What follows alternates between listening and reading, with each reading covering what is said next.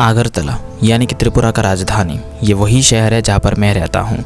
वैसे तो ये शहर बहुत आधुनिक है, लेकिन इस वीडियो को बनाते समय मेरे मन में एक सवाल आया, क्यों नहीं ये देखा जाए कि पुराने ज़माने में आगरतला कैसा हुआ क्या करता था, या पर यहाँ के राजा जो थे वो किस तरीके के हुआ क्या करते थे। तो इसीलिए मैं गूगल सर्च मारने लगा, इस उम्मीद में कि मुझे आगरतला की कुछ पुरानी फ़ोटोज़ मिल जाए, कुछ राजा महाराजा के पुराने पिक्चर्स मिल जाए, ताकि मैं उन्हें बहुत ही अच्छी तरीके से देख सकूं एंड पुराने ज़माने में आगरतला कैसा हुआ क्या करता था वो मैं जान सकूं।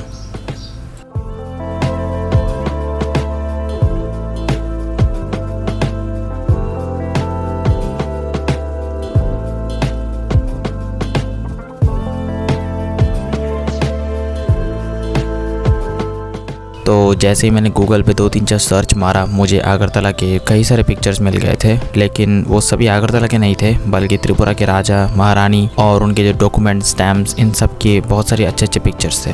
फिर मुझे कुछ मैप्स मिले और यहाँ पर राजा महाराजों की जो शादी होती थी उनके भी बहुत सारे पिक्चर्स मिले मुझे। ये है महारानी कांचन प्रभा देवी जी, जिन्होंने भारत के सरकार के साथ त्रिपुरा मर्जर एग्रीमेंट साइन किया था। आप कह सकते हो कि इनकी वजह से त्रिपुरा आज भारत का हिस्सा है।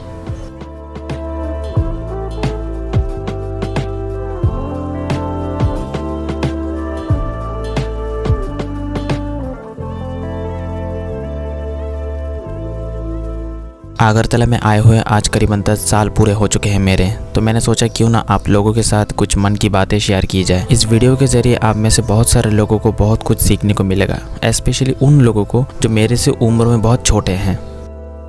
तो इसलिए मैंने अपने पूरे 10 साल को 5 चैप्टर्स में डिवाइड किया। Chapter 1 the problems, chapter 2 the school life, chapter 3 the friends, chapter 4 favourite place and chapter 5 the love.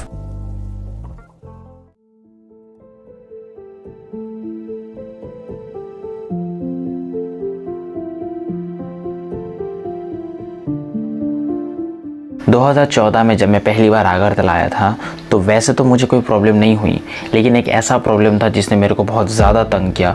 वो था एक छोटे से कमरे में रहना। देखो, मैं एक गांव में पला हुआ लड़का हूँ, तो जैसे ही अचानक शहर में आ गया और एक छोटे से कमरे में फंस गया, मुझे बहुत घुटन सी महसूस होने लगी थी। हालांकि उस टाइम पे मैं बहुत छोटा था, बट धीरे धीरे जब बड़ा होता गया मुझे ये चीज़ रियलाइज़ होती गया कि यार मैं तो यहाँ पर पढ़ाई करने आया हूँ, तो थोड़ा बहुत कॉम्प्रोमाइजेशन तो मुझे करना ही पड़ेगा।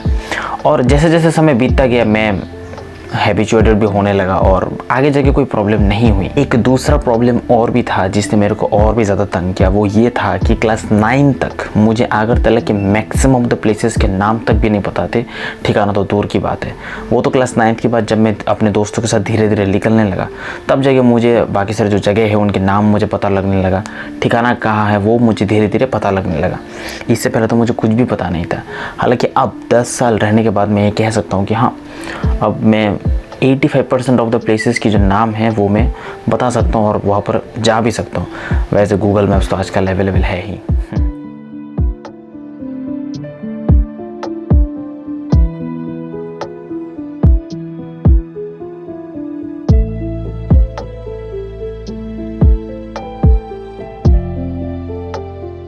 मेरा स्कूल लाइफ बहुत ही नॉस्टैल्जिक था।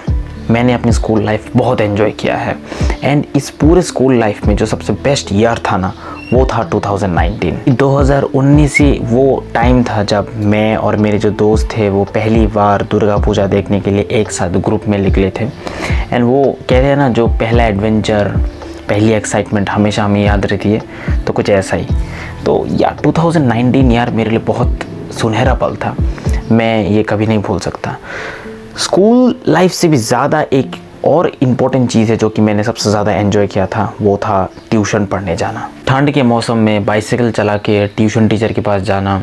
वो जो विंटर का समय होता था, ये चारों तरफ से फॉग ही फॉग, और सुबह ठीक 5:30 बजे हम सब लोग साइकिल लेके जाते थे। फिर ट्यूशन टीचर से लौटते वक्त हम लोग फ़ोटो खींचते थे।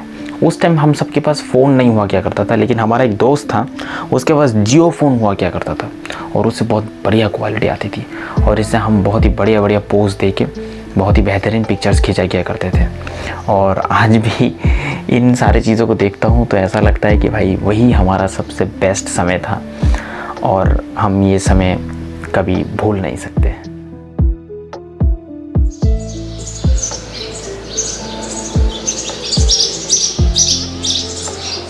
देखो, अगरतला मेरे को अच्छा एजुकेशन दे या ना दे, मेरे कैरेक्टर को ठीक तरीके से डेवलप करे या ना करे, लेकिन एक चीज़ जो कि अगरतला ने मेरे को भरपूर दिया वो था बहुत ही प्यारे दोस्त।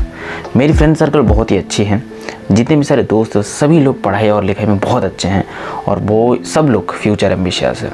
मेरा जो बेंचमेट है वो भले ही भोसड़ी का है, लेकिन वो क्लास का फर्स्ट बॉय था और मैंने उससे बहुत कुछ सीखा है और आज वो सारी चीज़ें काम आ रही हैं। तो आपकी फ्यूचर कैसा होगा, आप किस तरीके से बड़े होंगे, आपका फ्रेंड सर्कल भी बहुत मैटर करता है। एंड मैं काफ़ी खुशकिस्मत हूँ कि मुझे एक बहुत ही खूबसूरत फ्रेंड सर्कल मिला। एंड आज भी हम सब लोग दुर्गा पूजा के टाइम पे एक साथ मिलने की कोशिश करते हैं। आई होप कि इस साल भी हम लोग एक साथ मिलेंगे।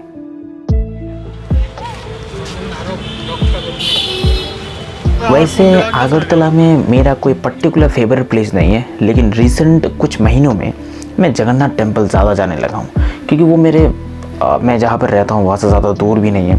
Late me tell you one thing, Jagannath temple में दोपहर के टाइम पे जब मैं जाता हूँ वहाँ पर, और जो मेन हॉल रूम होता है वहाँ पर जाके जब मैं बैठता हूँ ना, तो पता नहीं बहुत भयंकर नींद आती है, बहुत नींद आती है, पता नहीं क्यों, लेकिन बहुत नींद आती है।